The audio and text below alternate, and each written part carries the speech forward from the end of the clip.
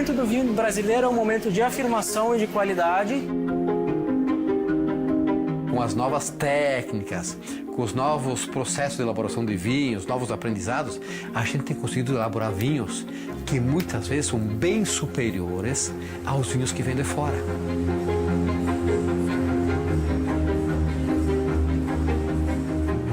O espumante brasileiro, sem dúvida nenhuma, ele é um caso à parte, é um amor à parte. Ele é fantástico, assim, nós temos algumas preciosidades.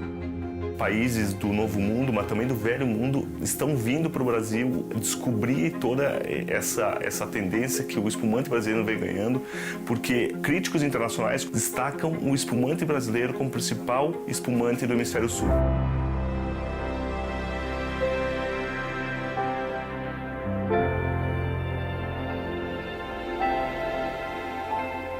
A gente aprendeu desde pequeno a cultivar a uva e escolher as melhores uvas para fazer os vinhos em casa.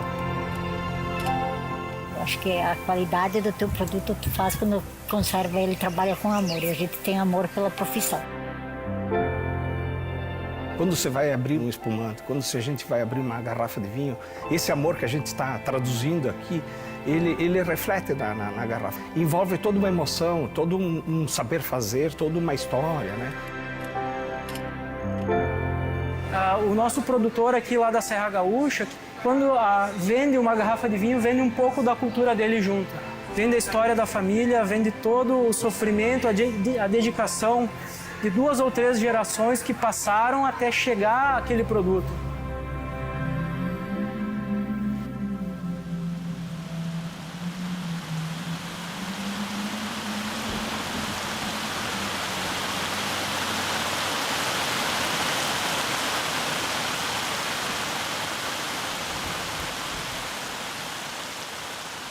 Sou de uma família de 12 irmãos, 7 homens e 5 mulheres.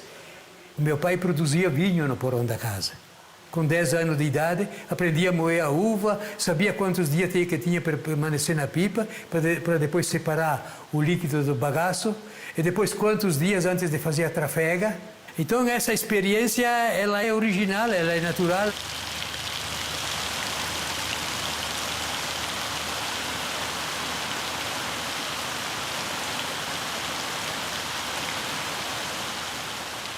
Desde criança eu aprendi a fazer vinho. Primeira geração, então, foi o meu bisavô, Marco Valduga e a esposa Eleonora Sembenico. Vieram de Terragnolo, que fica na divisa da Áustria, que saíram de uma terra, praticamente eles foram expulsos da Itália, porque eles não tinham condições, a mínima condição digna de sobrevivência.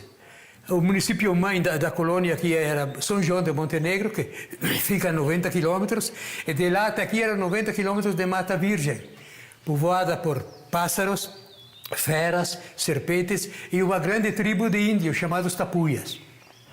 Então a intenção deles era aqui se expandir, derrubar a mata virgem, além do milho, trigo de subsistências, era de plantar aspareira para futuramente ter uma renda extra, né? A uva ela tem uma história um pouco antes, dos padres jesuítas, que eles chegaram através da fronteira com a Argentina. Então, eles introduziram as variedades europeias aqui na região sul do Brasil. Logicamente, essas variedades elas sofreram muito impacto aqui. A região é uma região diferente que a região de produção da Europa. Então, os imigrantes italianos começaram então a trazer, através de Porto Alegre, né, as primeiras variedades americanas, então, mais resistentes aqui para o Brasil. Em pouco tempo, em poucos anos, se estabeleceram diversos pareirais, até que em 1910 se estabeleceram grandes vinícolas de porte, mas mais tarde ele se transformaria na maior fonte de riqueza, maior fonte econômica do município e da região, pelo menos por 7 décadas, e ainda hoje continua. Se ele não é hoje a maior fonte de riqueza, mas ele é o cartão de visita do turismo.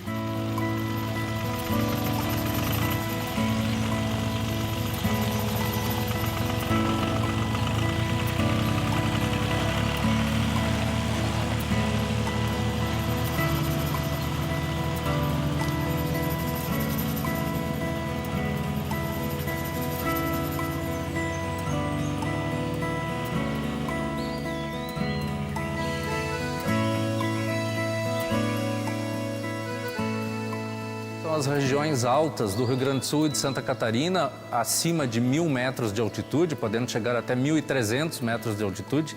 Nessas condições, o ciclo da videira é bem longo e a uva vai amadurecer lá no outono, quase próximo do inverno. E os vinhos, então, são mais encorpados, são mais longevos, podem ser menos frutados de aroma, menos florais de aroma, mas são vinhos mais parecidos com os vinhos que se obtém na Europa, por exemplo.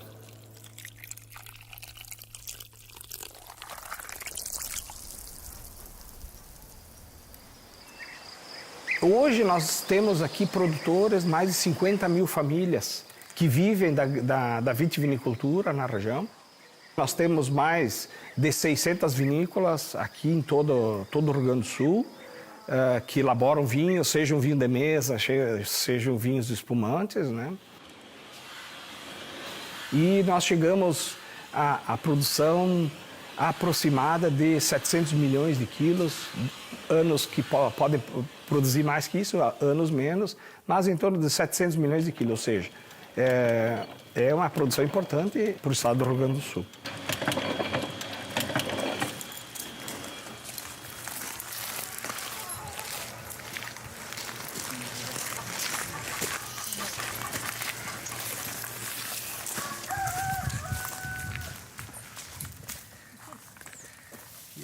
Essa variedade de uva aqui ela tem uns 12 a 13 anos já que ela está produzindo.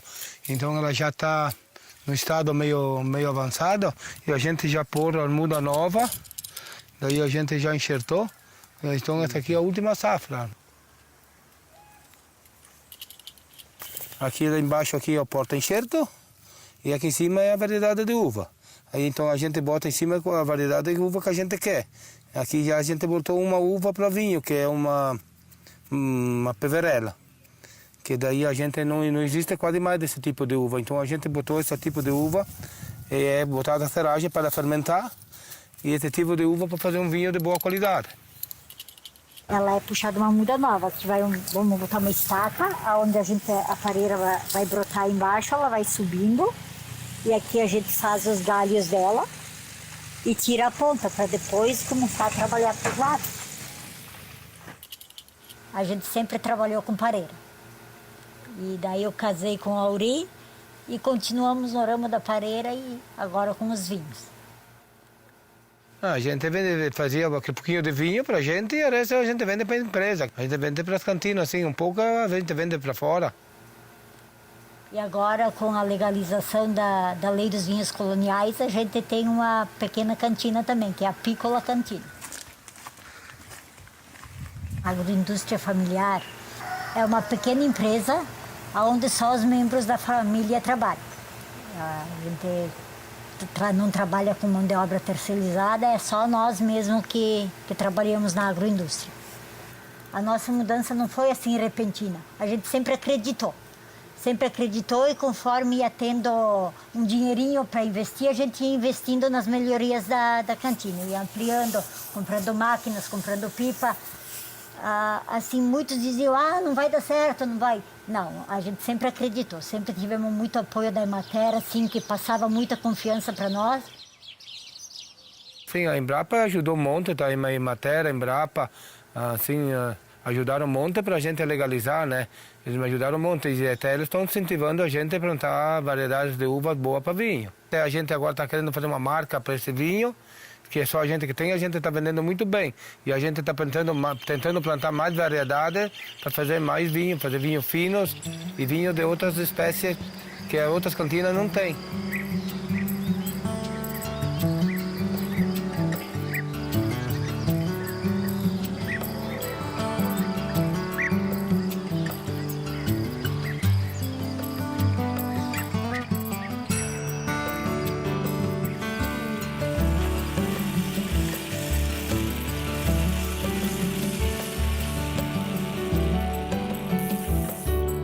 Olha, como tanoeiro, então eu comecei desde os 15 para os 16 anos ali a ajudar meu pai.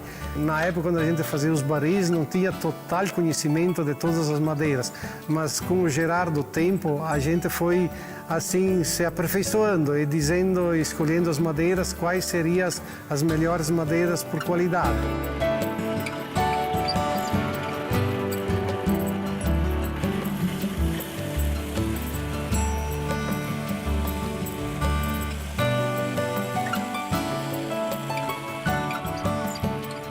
Para fazer um barril que saia um vinho de qualidade, são coisas importantes, que seria então a madeira, em primeiro lugar, com uma boa qualidade.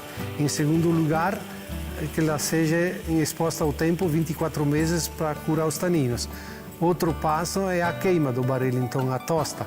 Que a tosta leve são gostos frutados, a tosta mais forte são gostos assim de cacau, de chocolate e assim outros aromas. Então assim, ultimamente a gente pesquisou várias madeiras. Uma das madeiras que deu resultado, que hoje está, vamos dizer, um pouquinho em alta, é a amburana, que é a cerejeira. Então, essa madeira é utilizada bastante nas cachaças, nas cervejas artesanais e assim por diante. A gente vende para vinícolas, assim no caso, para os vinhos, até hoje para cachaça, para cerveja artesanal. Então, tem vários barris nossos hoje espalhados pelo Brasil.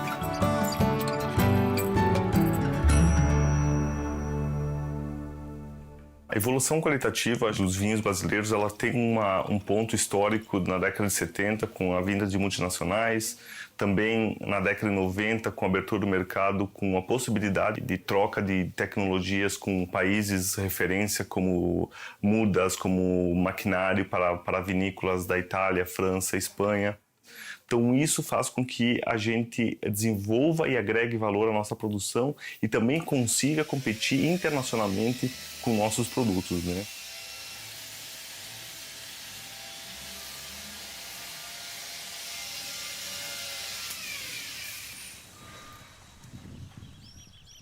Normalmente, quando se discute ou se fala em sucesso, não é, no mercado vitivinícola, no Brasil se usa como referência volume. Né? Eu prefiro usar como referência agregação de valor que gera emprego, que gera riqueza, que gera impostos e que gera, normalmente, imagem positiva e projeta o Brasil como um país de referência vitivinícola, não por volume, mas por qualidade diferenciada.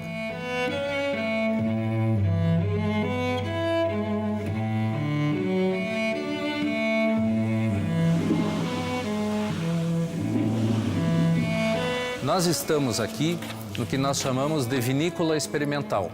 Aqui nós validamos as tecnologias criadas na Embrapa. Nós, no laboratório de microvinificação e nos outros laboratórios, testamos cientificamente as variáveis que nós estamos pesquisando.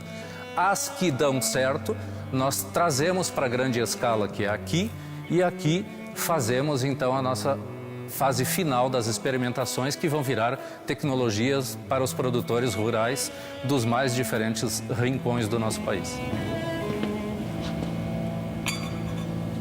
A Embrapa nos ajudou muito nesse processo porque foram mais de 1.500 variedades, acessos de variedades diferentes introduzidos aqui no Brasil.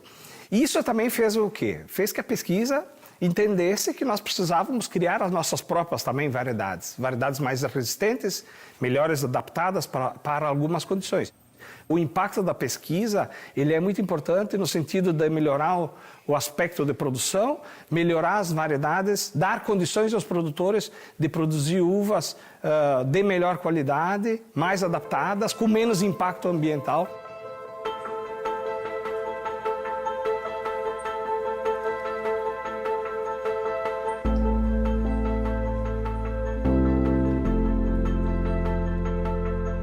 A vinícola Torcello aqui é uma vinícola pequena.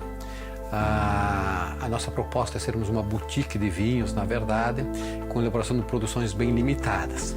Então nós optamos aqui na vinícola por elaborar uns produtos mais personalizados, como a gente chama de vinho de autor. todo o processo, desde a chegada da uva até passagem pelo tanque de inox, barrica, engarrafamento, passa pelos meus cuidados e passa pelas minhas mãos. Então, com isso, eu consigo ter um vinho de expressão. Do toque da madeira, do perfume da madeira, do lugar. O consumidor, ele quer novas experiências. Ele quer experiências, às vezes, do pequeno, da pequena produção, da coisa mais exclusiva, da coisa mais limitada. E a gente, como não produz em série, produz pequenas partículas, pequenas quantidades, a gente consegue transmitir isso para o nosso consumidor. Nós aqui no Brasil ainda estamos num processo de evolução nessa questão da valorização do produto nacional. A gente ainda tem aquela sensação que o produto que vem de fora, muitas vezes, ele é melhor do que o produto elaborado aqui dentro do país. Mas a gente tem provado isso com o passar dos anos, com as novas técnicas, com os novos processos de elaboração de vinhos, novos aprendizados, a gente tem conseguido elaborar vinhos que muitas vezes são bem superiores aos vinhos que vêm de fora. E o consumidor, aos pouquinhos, tem captado isso, tem entendido isso. O melhor momento da gente mostrar o nosso vinho, explicar o nosso produto, é quando a gente recebe o turista na nossa empresa, na nossa vinícola, na nossa região. Fazendo que com isso, o consumidor entenda a qualidade que o nosso vinho tem. Então é esse público, tá, que tem feito a região se tornar um diferencial e tem feito o nome do vale em si e de algumas vinícolas se tornar conhecido pelo país.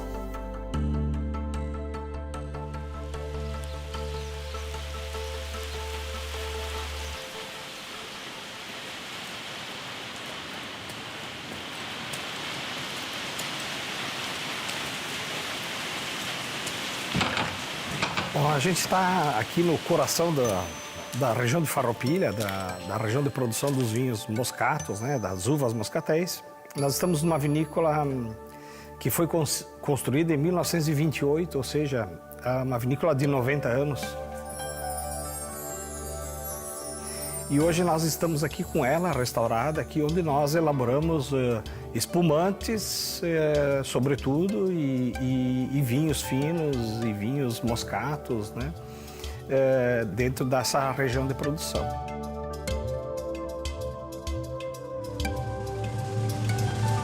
O espumante do Vale dos Vinhedos é um espumante fantástico, assim. Nós temos algumas preciosidades, que a nossa base é Chardonnay e Pinot Noir, ou seja, as mesmas variedades se adaptaram muito bem à nossa região. O nosso espumante, o espumante do Vale dos Vinhedos, ele é um espumante que é, na grande maioria muito cremoso, pelo método do Champenoise, o método tradicional, de boa intensidade, de boa cremosidade, complexidade, então nem se fala. Então, o espumante brasileiro, sem dúvida nenhuma, ele é um caso à parte, é um amor à parte.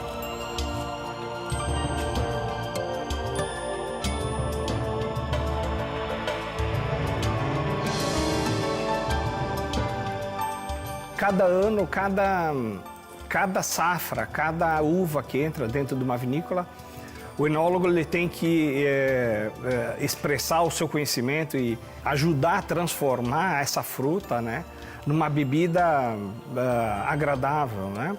E isso é uma arte. A arte de elaborar bons vinhos, ela vem muito do conhecimento dos produtores de uva, do conhecimento dos enólogos, das capacidades de produção que existem dentro das vinícolas, né? Então isso sim, todo esse conjunto é uma arte de se elaborar vinhos. Não sei se vazou sobre a qualidade do vinho dessa safra, né? E então parece que a procura esse ano ainda maior. A Avaliação Nacional de Vinhos, 26ª edição, né? A Avaliação Nacional de Vinhos para a Embrapa, e um trabalho em conjunto com a Associação Brasileira de Enologia, é muito importante porque ela acaba revelando todas as situações de sucesso da produção e também da inovação que ocorre no setor. Permite nós identificarmos a caracterização do vinho brasileiro. É sabido que o Brasil tem se destacado na produção de vinhos espumantes de elevada qualidade. Pois bem, aqui, nesse trabalho da Avaliação Nacional de Vinhos, nós degustamos os vinhos base espumante. São os vinhos que vão originar os espumantes. E avaliando esses vinhos, nós podemos estender a todos os profissionais, né, um conceito de quais são os marcadores de qualidade para essa categoria vinho base espumante, com o objetivo de que mais e mais vinícolas se aproximem daquele patamar de qualidade e melhorando a qualidade dos espumantes no final. De acidez média, senti alguma coisa aí de aromas tropicais também, e na boca um produto bem equilibrado, acho que é um belo de um produto. Uma das principais ações da Embrapa, em conjunto com os produtores e com as vinícolas, né, é a ação das indicações geográficas. Né? Através das indicações geográficas, nós podemos trabalhar todo o sistema de produção, desde a escolha de variedades para cada especificidade geográfica, né, até o sistema de produção, as variedades adequadas e diferenciadas para cada região, e buscando a tipicidade. Né?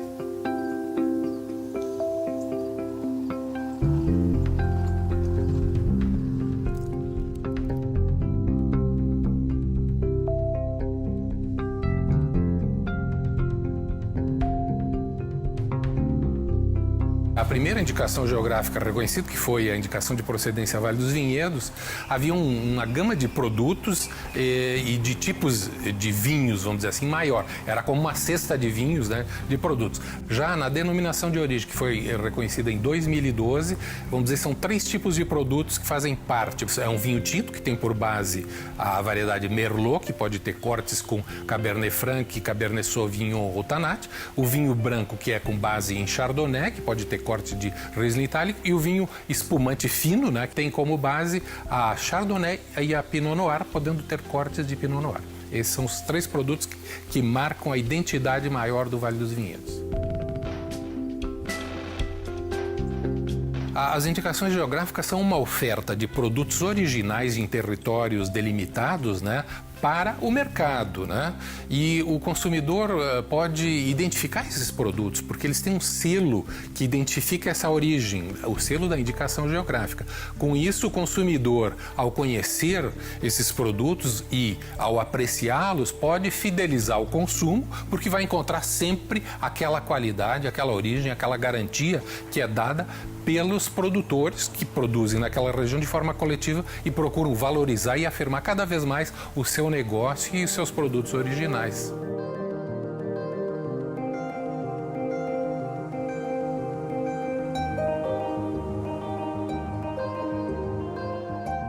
A nossa indicação de procedência, ela é constituída com vinícolas pequenas, né? Os próprios donos, é a própria família que produz os vinhos, são praticamente todos artesanais, né? Tudo com castas europeias. As nossas empresas eram direcionadas só para fazer vinho de mesa e vinho a granel para os outros engarrafadores. Então a gente teve que sair desse processo todo, mudar toda a produção nossa, e começamos com a orientação da Embrapa Uva e Vinho, né? E desde do princípio que a gente começou a desenvolver uma levedura nativa daqui da nossa região. Eu acho que esse é o maior diferencial da nossa indicação, é essa levedura também. Quando a gente começou com a levedura nativa daqui, a gente começou a fazer os dois tipos de espumante. Nós fizemos com o espumante que a gente faz, o degorge, que nem isso aqui, que está aqui fazendo a remoagem para as boras ficarem na ponta da garrafa, para fazer o congelamento e tirar a bora de dentro, né? E aí a gente começou a vender o espumante com a levedura, e se tornou um dos nossos caros-chefes. Isso já faz uns 8 a 10 anos já que a gente está fazendo isso. Então aqui é para limpar o espumante, né? Para fazer a remoagem e depois fazer o degorge. E nessa parte aqui que a gente usa, então, essa garrafa aqui, que ela fica com a levedura, né? Ela é vendida turva, na verdade, Então ela fica com o precipitado dela dentro e a gente vende ela natural, né? Nós estamos chamando ela de espumante ancestral. Ela tem um diferencial assim, que ela tem um aroma de mel, sabe? É característico dessa levedura nativa daqui, né? Então a indicação geográfica, ela vem para mostrar o produto da região diferenciado, né? Com maior qualidade. Então hoje se mudou toda a política da empresa porque se faz pequenas quantidades, se faz 35 mil garrafas por ano e procurar qualidade e não quantidade.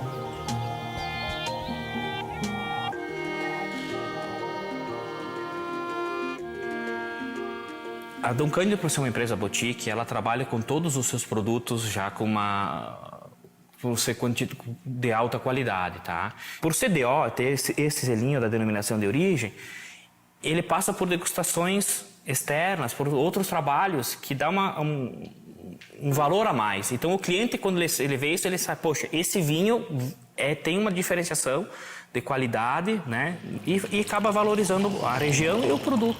A Embrapa se empenhou muito, a Embrapa Vinho aqui de Bento se empenhou muito para desenvolver esse trabalho. Foi fundamental e todo o departamento técnico, todas as pesquisas que foram realizadas foi muito importante e aí, hoje a gente vê pelos resultados, enfim, eu acho que se a Embrapa não tivesse participado, acho que a coisa não teria andado do jeito que andou.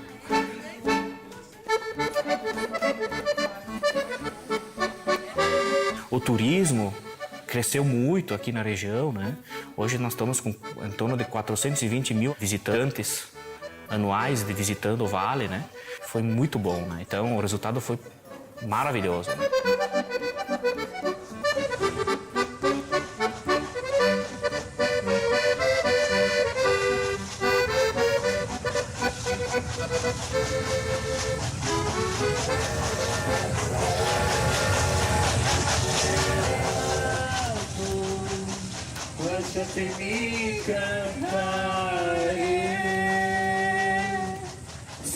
Italiano. Come presidente, con l'autorello sempre nel valoroso, e con la rima sopra la finestra.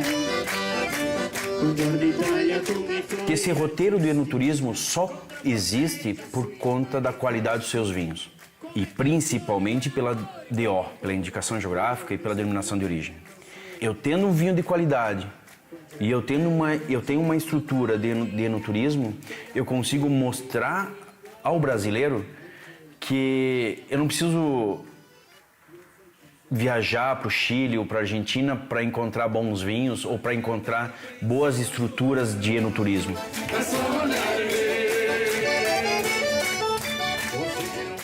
Ele quer experiência. Ele quer sentir o aroma da barrica de carvalho, ele quer, na época da vindima, ele quer sentir o aroma da fruta, da uva na planta, ele quer fazer uma pisa de uva, ou seja, ele quer vivenciar, ele quer ter a experiência de estar numa região vitivinícola muito importante. A Serra Gaúcha, no ano passado, recebeu mais de 1 milhão de turistas, né? Isso vem desenvolvendo muita região e principalmente as pequenas vinícolas. Então a gente consegue desenvolver esse minifúndio e essas pequenas vinícolas desenvolver o turismo como uma das principais ferramentas de comercialização, tá? E valorização das suas marcas. Todos, através do turismo, estão conseguindo ganhar uma sustentabilidade e aumentar a sua rentabilidade. Então, o turismo, além de ser um fator econômico muito importante, é um fator importantíssimo para a formação da imagem da categoria.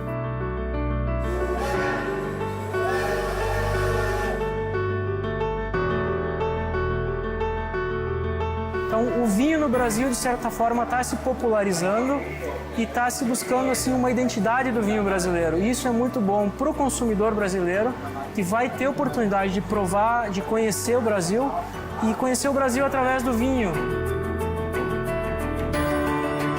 A arte de elaborar bons vinhos, ela vem muito do conhecimento dos produtores de uva, do conhecimento dos enólogos, das capacidades de produção que existem dentro das vinícolas, né? Então todo esse conjunto é uma arte de saber de se elaborar vinhos. O vinho é um elemento que tem alma e é um sinônimo de vigor, de festa e de alegria.